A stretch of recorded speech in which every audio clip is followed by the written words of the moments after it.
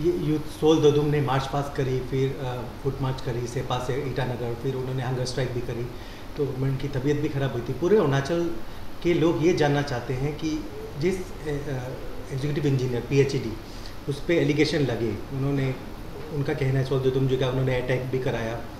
तो अगर एलिगेशन है तो आप इंक्वायरी के लिए, जैसे उनकी डिमांड है, आपने सारी डिमांड पूरी की, PhD ने सर्वे किया,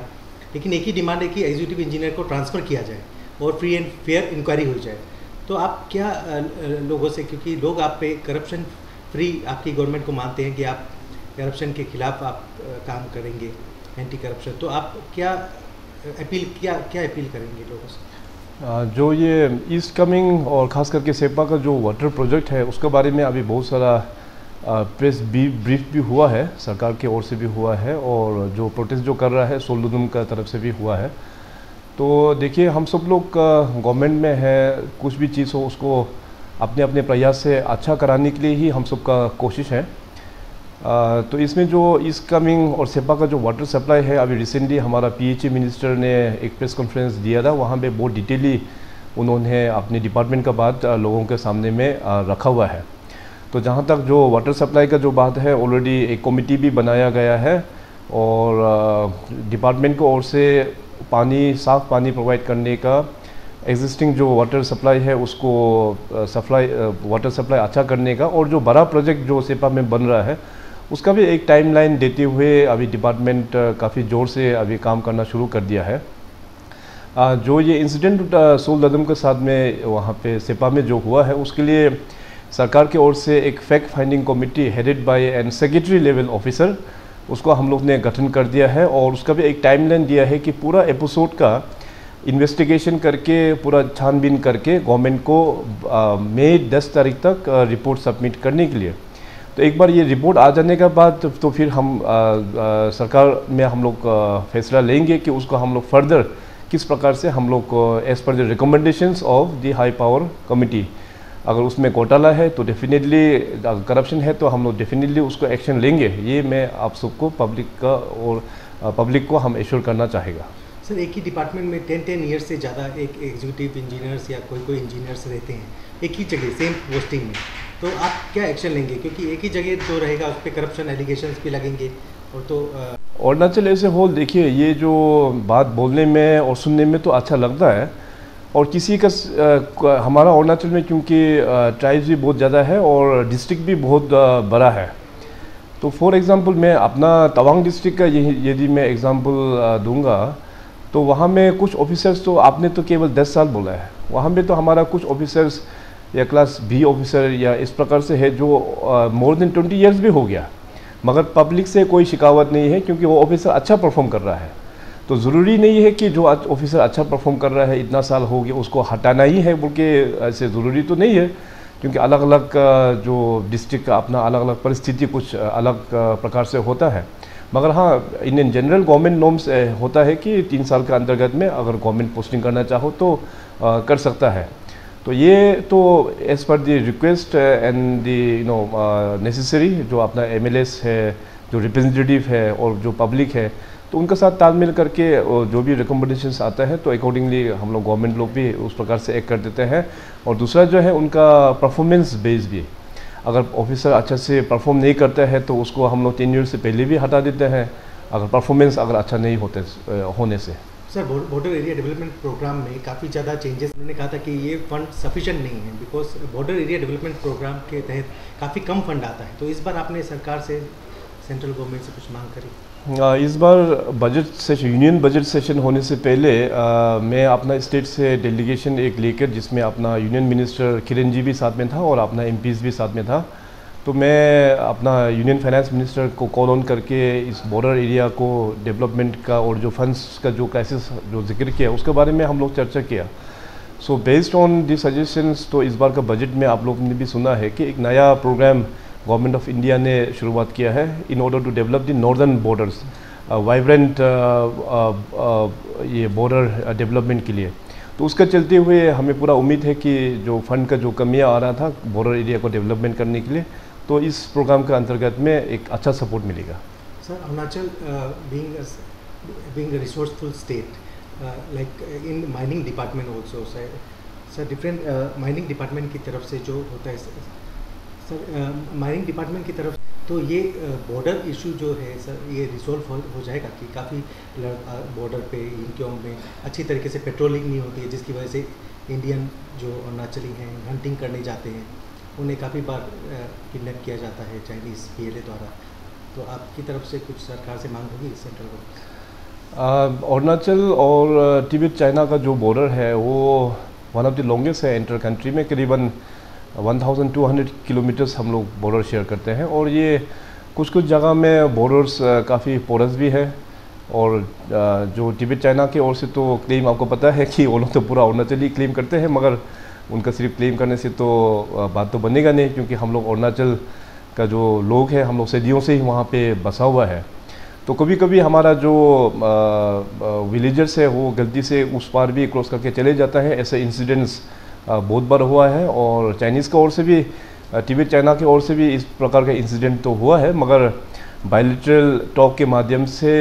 दोनों को हम लोग गवर्नमेंट ऑफ इंडिया लेवल में उसको बातचीत करके उसको रिलीज़ कर रहा है। आज जो joint conference of chief ministers और चीफ जस्टिसेस का यहाँ दिल्ली में हुआ है, तो कुल मिला के ब्रॉडली 5-6 पॉइंट्स पर डिस्कशन हुआ है। पूरा दिन भर का डिस्कशन था। मॉर्निंग इनॉग्रेल सेशन में ऑनरेबल प्राइम मिनिस्टर साहब ने मार्गदर्शन दिखाया और ऑनरेबल PM साहब का हमेशा कहना है कि अंत्योदय तक जो last man standing on the Q वहाँ तक बेनिफिट्स डेवलपमेंट भी जाना है और साथ साथ न्याय भी जाना चाहिए। तो आज का जो डिस्कशन में सबसे पहला एजेंडा तो 2016 में जब ये कॉन्फ्रेंस हुआ था, तो आज 6 साल बाद हो रहा है, तो 2016 में जितने भी जो पॉइंट्स उठाया गया है उसका एक रिव्यू टाइप का एक्शन टेकिंग पॉइंट्स का बारे में थोड़ा बहुत डिस्कशन हुआ है। और सबसे सेकेंड में जो रिडक्शन ऑफ पेंडेंसी, जैसे कि अभी बहुत सारा कोर्ट्स में केसेस का भी पेंडेंसी होता है और उसका बारे में चर्चा हुआ। और उसमें चर्चा करते वक्त ये सबका ऑब्जर्वेशन में आया है कि जो ऑलरेडी सैंक्शन जो पोस्ट है उसको जल्दी फिलअप करना बहुत ही ज़रूरी है। हमारा अरुणाचल प्रदेश में हम लोग गुवाहाटी हाई कोर्ट के अंदर में है, तो जितनी भी जो पोस्ट है as per the requirement honourable Guwahati high court राज्य सरकार को भेजते हैं और राज्य सरकार क्रिएट करके उसको फिलअप के लिए फिर वापस ऑनरेबल गुवाहाटी हाई कोर्ट में ही हम लोग भेजते हैं। तो वहाँ पे उतना ज़्यादा इशू नहीं है, लेकिन अगर कुछ भी इशू अगर फर्दर कुछ पेंडिंग है तो मैं अपना रेस्पेक्टिव अपना ऑनरेबल गुवाहाटी हाई कोर्ट के ऑनरेबल चीफ जस्टिस से बात करके इस मैटर को हम लोग जल्दी रिजॉल्व हम लोग कर लेंगे। और तीसरा जो पॉइंट जो डिस्कशन हुआ है वो लीगल एड के बारे में डिस्कशन हुआ है कि इसके चलते लोगों तक अपना जो लीगल के बारे में कितना अवेयरनेस करा के लेके जा रहा है। और चौथा जो पॉइंट है कि आजकल तो डिजिटल और IT का ज़माना है, तो कोर्स को आगे और भी बढ़ाने के लिए इसमें काफ़ी चर्चा हुआ है और IT प्लेटफॉर्म को किस प्रकार से यूज़ किया जाए for effective delivery of judicial process में। तो अरुणाचल प्रदेश का जो अभी हमारा डिजिटल कनेक्टिविटी है वो उतना रिमोटनेस के कारण से सब जगह उतना अभी इफ़ेक्टिव तो नहीं है, मगर अभी जो 4G टावर्स का काम अभी जो शुरू हो गया है और साथ साथ जो केबल लेइंग का जो काम शुरू हो चुका हम लोग और भी हम लोग प्रोवाइड कर पाएंगे।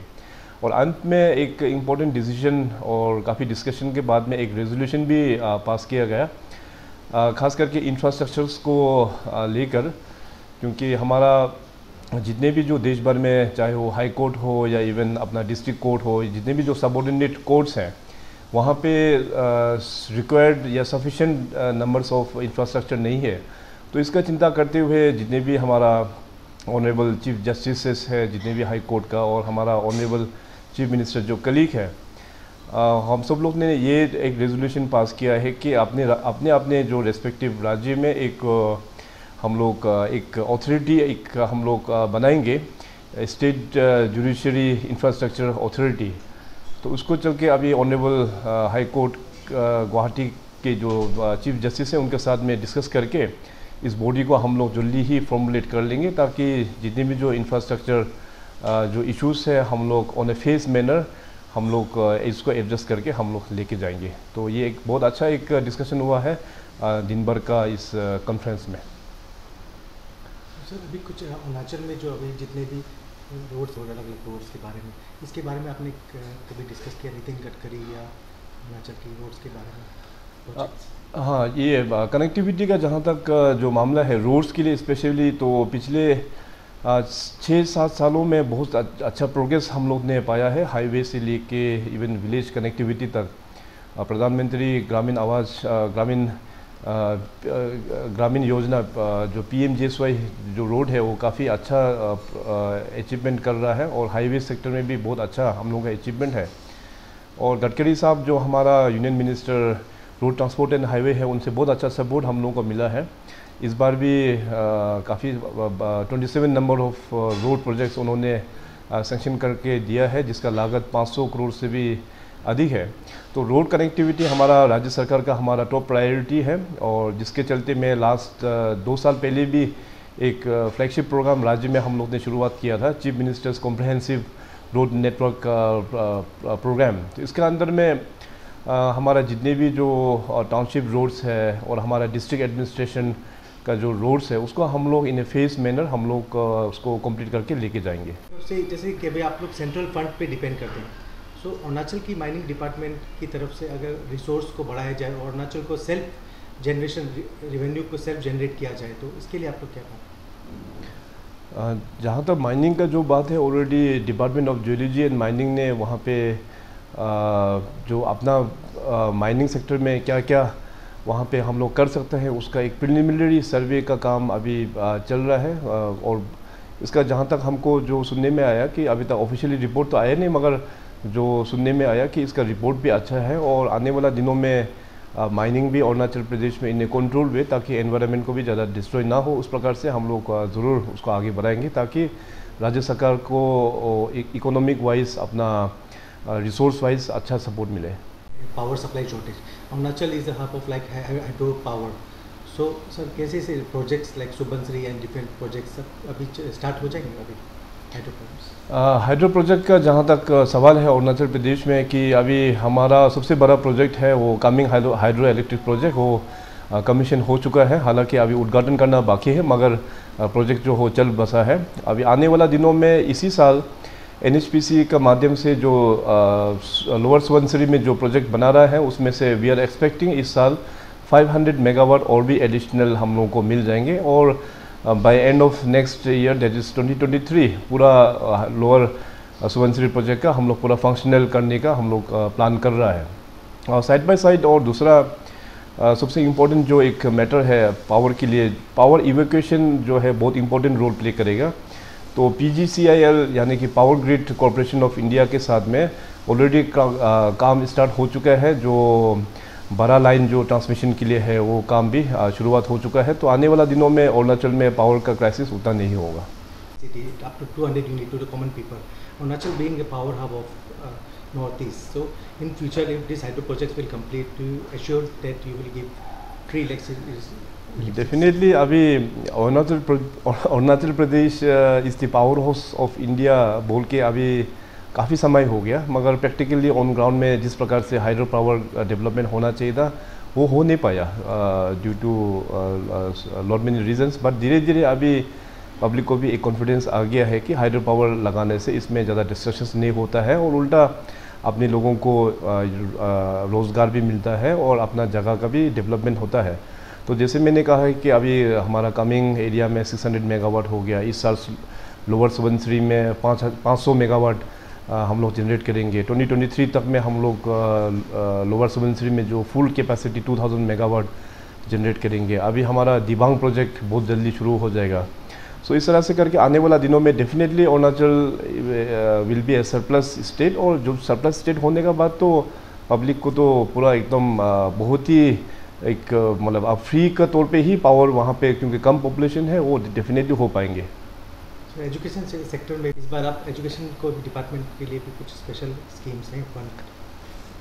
एजुकेशन जो ऑलरेडी मैंने लास्ट ईयर ही अनाउंस किया था कि ईयर ऑफ एजुकेशन, तो ईयर ऑफ एजुकेशन इसलिए अनाउंसमेंट किया क्योंकि ये हम लोगों का एक तो कोर इशू है, लेकिन आने जो कुछ सालों में लोगों का फोकस थोड़ा एजुकेशन से हट गया था। तो इसमें केवल सरकार ही इस एजुकेशन का क्वालिटी को आगे लेके जा नहीं पाएगा, इसलिए हमने लोगों का उसको अट्रैक्ट करने के लिए ईयर ऑफ एजुकेशन हमने डिक्लेयर किया था, ताकि सब जगह से सपोर्ट मिले, सोसाइटी का भी सपोर्ट मिले और जो पेरेंट्स है उसका भी सपोर्ट मिले। और डेफिनेटली गवर्नमेंट तो इस सेक्टर में काम कर ही रहा है। लास्ट ईयर हम लोग ने काफ़ी हेवी इन्वेस्टमेंट किया है। हमने कहा था कि 1000 करोड़ इन्वेस्टमेंट करेंगे लास्ट ईयर,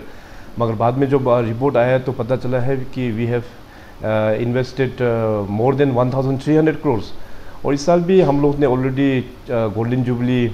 स्कूल्स बोल के हम लोग ने 50 स्कूल्स ऑलरेडी डिक्लेयर किया हुआ है स्कूल्स का इंफ्रास्ट्रक्चर्स को अच्छा बनाने के लिए।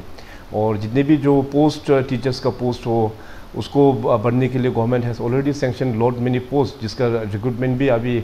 पब्लिक सर्विस कमीशन का माध्यम से अभी हो रहा है। और हायर एजुकेशन के लिए भी अभी रिसेंट कैबिनेट में हम लोग ने ऑलरेडी बहुत सारा असिस्टेंट प्रोफेसर का पोस्ट भी सैंक्शन कर दिया है। इसको भी पब्लिक सर्विस कमीशन जल्द